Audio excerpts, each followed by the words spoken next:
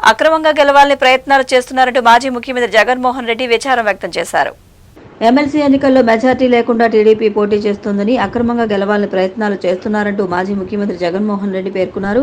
తాడేపల్లిలోని తన నివాసంలో ఉమ్మడి విశాఖ జిల్లా స్థానిక సంస్థల ఎన్నికల నేపథ్యంలో నర్సీపట్నం, పెందుర్తి, పాయకరావుపేట నియోజకవర్గాల స్థానిక సంస్థల ప్రజాప్రతినిధులైన ఎంబీటీసీ, జడ్పీటీసీలతో సమీక్ష నిర్వహించారు. ఈ మేరకు ఆయన మాట్లాడుతూ, ముఖ్యమంత్రిగా ఉన్న వారే ప్రజాస్వామ్యాన్ని కాపాడాలని అన్నారు. సీఎం స్థానంలో ఉన్న వ్యక్తి ఏం చేస్తున్నారనేది ప్రజలు గమనిస్తున్నారని అన్నారు.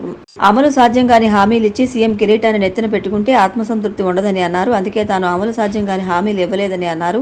ప్రతి కార్యకర్త, నాయకుడు వైసీపీ పేరు చెప్పి ధైర్యంగా అన్ని ఇళ్లకు వెళ్లగలుగుతున్నారని, మనం అమలు చేసిన సంక్షేమ పథకాలే దీనికి కారణమని అన్నారు. టీడీపీ అధికారంలోకి వచ్చి ఇచ్చిన హామీలను అమలు చేయకుండా కాలం వెళ్లదీస్తోందని ఎద్దేవా చేశారు. ఎమ్మెల్సీ ఎన్నికలు ఇవాళ జరుగుతూ ఉన్నాయి. ఈ స్థానిక సంస్థలలో గెలిచిన అభ్యర్థుల నుంచి వాళ్ళు ఓటు వేస్తే ఎమ్మెల్సీగా ఇక్కడ గెలవడం జరుగుతుంది.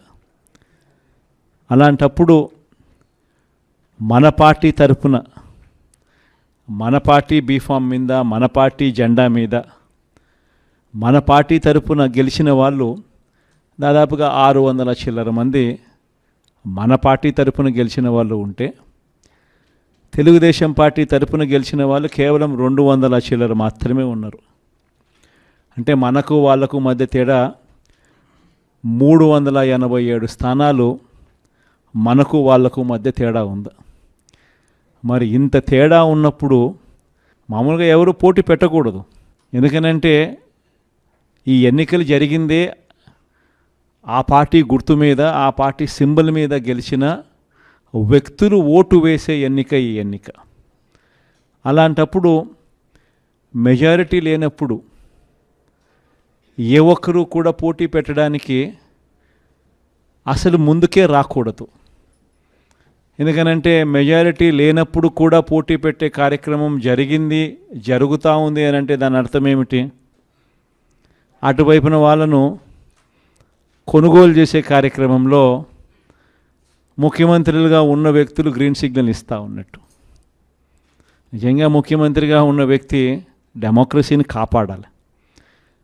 నిజంగా ముఖ్యమంత్రిగా ఉన్న వ్యక్తి ఎక్కడైనా కూడా ధర్మం, న్యాయం అనే పదాలకు అర్థం తెలిసి ఉండాలి. ముఖ్యమంత్రిగా ఉన్న వ్యక్తి అడుగులు వేసేటప్పుడు సమాజం మనల్ని చూస్తూ ఉంది, మనం ఏం చేస్తూ ఉన్నాము, మనం చేసేది న్యాయము, ధర్మంగా ఉందా లేదా అన్నది ఆలోచన చేసి అడుగులు వేయాలి.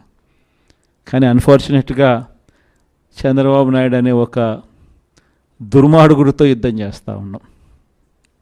ఈ మనిషికి న్యాయం లేదు, ఈ మనిషికి ధర్మం లేదు. ఈ మనిషి తన స్వార్థం కోసం ఏమైనా చెబుతాడు, తన స్వార్థం కోసం ఏమైనా చేస్తాడు. అలాంటి వ్యక్తితో మనం యుద్ధం చేస్తూ ఉన్నాం.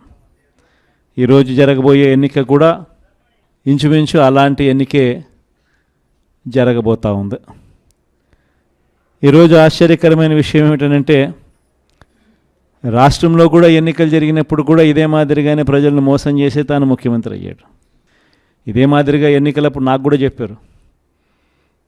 ఆయన సూపర్ 6 అంటా ఉన్నాడు, ఆయన రైతులకు 20,000 అంటా అన్నాడు, మనం కూడా 25,000 చెప్తే బాయే కదా. ఆయన నీకు 15,000, నీకు 15,000, నీకు 15,000, నీకు 15,000 అని చెప్తా ఉన్నాడు. ఆ ఇంట్లో తల్లి కనపడితే నీకు 18,000 అని చెప్తా ఉన్నాడు. ఆ ఇంట్లో ముసలాం ఎవరైనా బయటకు వస్తే నీకు 4,000 నెలకు, 48,000 నీకు అని చెప్తా ఉన్నాడు. మరి ఇంత మాదిరిగా ఈ మాదిరిగా ఆయన ఆశ పెడుతూ, మభ్య పెడుతూ, మోసం చేస్తూ, ఈ మాదిరిగా ప్రతి ఇంటికి వాళ్ళ మనుషులను పంపించి వాళ్ళ ఎమ్మెల్యేల చేత, వాళ్ళ మనుషుల చేత ఈ మాదిరిగా క్యాంపెయిన్ చేయిస్తూ ఉన్నారు. ఇంత అబద్ధాలను క్యాంపెయిన్ తట్టుకొని మనం కూడా చేయగలుగుతామా ఎన్నికలు? మనం ఎన్నికలు చేయలేము ఈ మాదిరిగా. మీరు కూడా కాస్త కూస్తూ ఆ మాదిరిగా చెప్పే కార్యక్రమం మీరు కూడా ముందుకు రావాలి అని చెప్పి కూడా నా మీద కూడా చాలా ఒత్తిడి తీసుకొచ్చారు. మన వాళ్ళే, దగ్గర వాళ్ళే, నా కోసమే, మన పార్టీ కోసమే అనే భావనతోనే వాళ్ళంతా కూడా నాకు సలహాలు ఇచ్చారు.